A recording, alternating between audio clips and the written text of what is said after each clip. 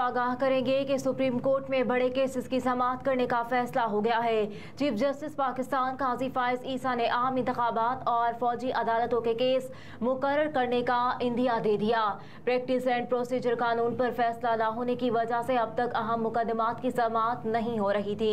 Chief justice Pakistan काजी फायज ईसा की सरबराही में 3 रुकनी bench ने पाक अरब रिफाइनरी मुलाजमीन केस पर समाअत की।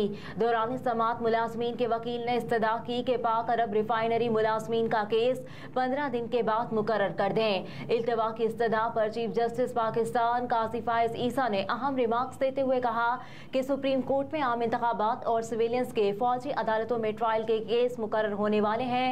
सुप्रीम कोर्ट में मुश्किल मुकदमात आने वाले हैं जिसके दौरान दीगर केसेस सुनना मुश्किल होगा। इस केस को 2 माह बाद मुकर्रर करेंगे।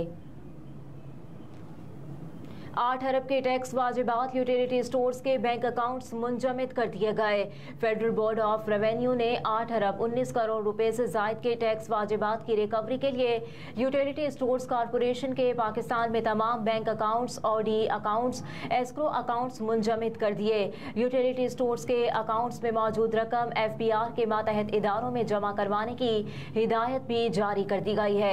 यूटिलिटी स्टोर्स इंतजामिया ने फील्ड फॉर्मेशंस को बैंकों में रकूम जमा करवाने से भी रोक दिया। इस बारे में तर्जुमान यूटिलिटी स्टोर्स का बैंक अकाउंट्स मुंजमद होने की तस्दीक करते हुए कहना था कि फेडरल बोर्ड ऑफ रेवेन्यू ने 2 दिन कबल यूटिलिटी स्टोर्स के बैंक अकाउंट्स मुंजमद किए। अलबत्ता दूसरे मामलात पर अपडेट नहीं, जबकि MD utility stores corporation Mohammad Ali Amir से राब्ता नहीं हो सका। अभी आपको बताएं कि शेख रशीद लापता केस पुलिस को 26 अक्टूबर तक बाजियाब कराने का हुक्म दे दिया गया। अवामी मुस्लिम लीग के सरबराह शेख रशीद के लापता होने के केस में अदालत ने पुलिस को 26 अक्टूबर तक बाजियाब कराने का हुक्म दे दिया। अहम खबर के हवाले से आपको बता रहे हैं कि साबिक वज़ीर दाखिला और सरबराह अवामी मुस्लिम लीग शेख रशीद अहमद के लापता होने से मुतालिक केस की समाअत Lahore high court Rawalpindi bench के जस्टिस सदाकत अली खान ने की, जिसमें पुलिस ने बाजियाबी के लिए मजीद मोहलत की इस्तदा की। अदालत ने पुलिस की जानिब से शेख रशीद अहमद की बाजियाबी के लिए मजीद मोहलत की इस्तदा मंजूर करते हुए 26 अक्टूबर तक बाजियाब कराने का हुक्म दे दिया। RPO की जानिब से अदालत को बताया गया कि CPO, SSP ऑपरेशन और पुलिस अफसरान शेख रशीद की गिरफ्तारी में मुलव्विस नहीं। उन्होंने बताया कि बाजियाबी के लिए पुलिस कोशिशें कर रही है, मोहलत दें, बाजियाब करा लेंगे। अदालत ने कहा आइंदा तारीख तक साबिक वज़ीर दाखिला को बाजियाब कराया जाए। अदालत ने केस की आइंदा समाअत 26 अक्टूबर तक मुलतवी कर दी।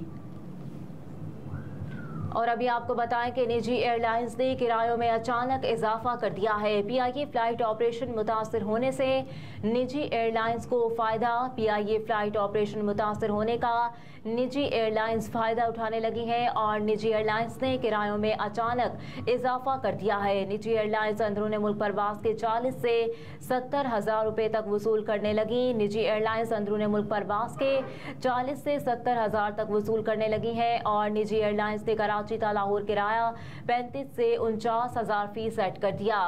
कराची से इस्लामाबाद एक तरफा किराया 55 से 61 हज़ार रुपए तक वसूल किया जा रहा है।